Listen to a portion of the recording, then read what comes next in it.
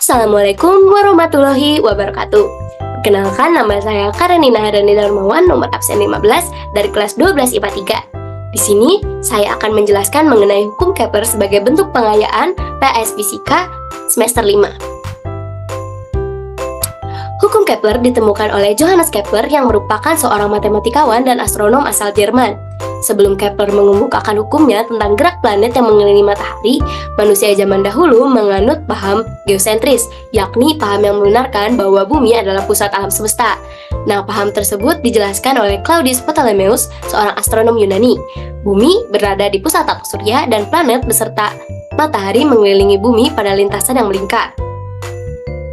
Nah, secara timeline-nya, seperti yang sudah saya sebutkan, bahwa di abad kedua, Claudius Ptolemeus mengemukakan bahwa bumi berada di pusat tata surya dan matahari beserta planet-planet mengelilingi bumi pada lintasan yang melingkar.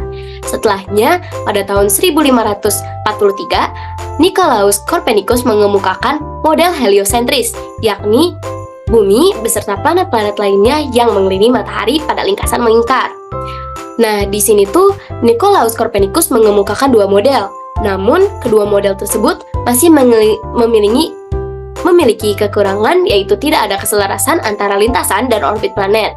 Nah, baru pada tahun 1609, Johannes Kepler menemukan bentuk orbit yang lebih cocok, yaitu bentuk elips dan bukan lingkaran, dan menjelaskannya ke dalam 3 hukum Kepler.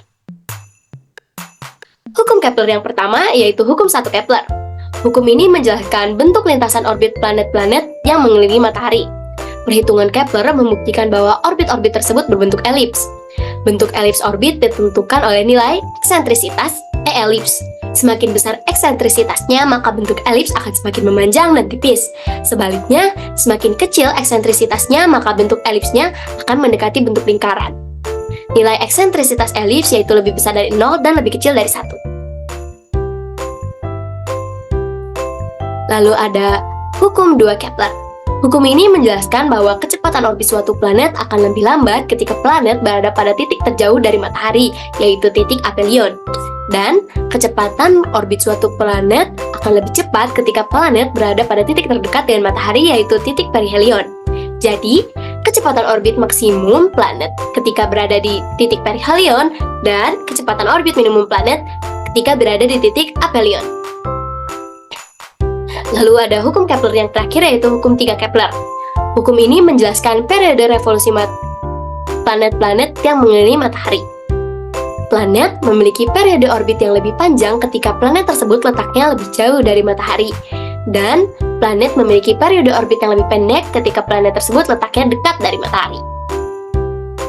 Nah, hukum 3 Kepler ini dapat ditulis secara matematis sebagai berikut, yaitu TQ per TP kuadrat sama dengan RQ per RP pangkat 3. Dengan TQ yaitu periode planet pertama, TP periode planet kedua, RQ adalah jarak planet pertama dengan matahari, dan RP merupakan jarak planet kedua ke matahari. Kita langsung masuk ke contoh soal yang pertama, yaitu dua buah planet P dan Q mengorbit matahari. Apabila perbandingan antara jarak planet P dan jarak planet Q ke matahari adalah 4:9, dan periode planet P mengelilingi matahari adalah 24 hari, maka periode planet Q mengelilingi matahari adalah, di sini kita pakai rumus yang tadi, yaitu TQ per TP kuadrat sama dengan RQ per RP pangkat 3.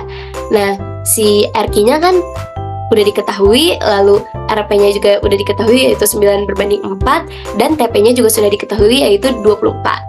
Di sini kita langsung masukkan, maka 24-nya dikuadratkan menjadi 576, dan 9-nya dipangkatkan 3 menjadi 729, lalu 4 dipangkatkan oleh 3 menjadi 64. Nah, di sini perhitungannya menjadi TQ kuadrat sama dengan 6561.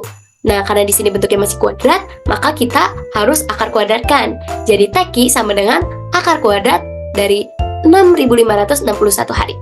Maka hasilnya adalah 81 hari. Jadi, periode planet Q yang mengelilingi matahari adalah selama 81 hari. Mungkin sekian dari saya, mohon maaf bila ada kekurangan serta kesalahannya. Lalu kekurangan materinya mungkin bisa ditambahkan di lain waktu. Sekian dari saya. Wassalamualaikum warahmatullahi wabarakatuh.